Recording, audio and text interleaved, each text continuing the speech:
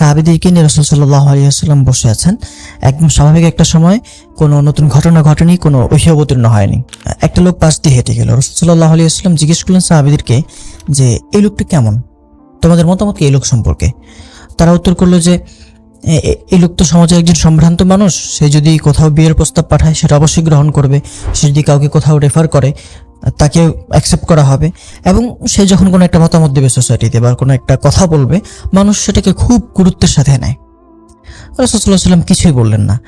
আরেকটা লোক গেল পাশ দিয়ে, তখন রাসূল সাল্লাল্লাহু আলাইহি ওয়াসাল্লাম তাদেরকে সেম প্রশ্ন করলেন যে এই লোক সম্পর্কে তোমাদের মতামত কি?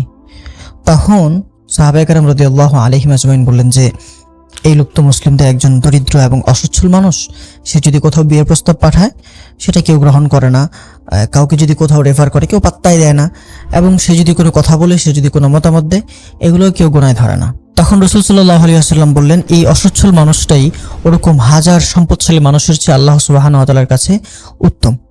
এর মানে কিন্তু এটা না যে সম্পদশালী হলেই সে ভালো হতে পারবে না, কিন্তু যুগে যুগে মানুষের সম্পদ, চেহারা, তার স্ট্যাটাস দিয়ে মানুষকে মূল্য দেয়। কিন্তু রাসূল আমাদেরকে শেখাচ্ছেন যে আমাদেরকে মানুষের মূল্য নির্ধারণ করতে হবে তাকওয়ার ভিত্তিতে, এবং আল্লাহর সাথে তার সম্পর্কটা কি সেটার উপর ভিত্তি করে।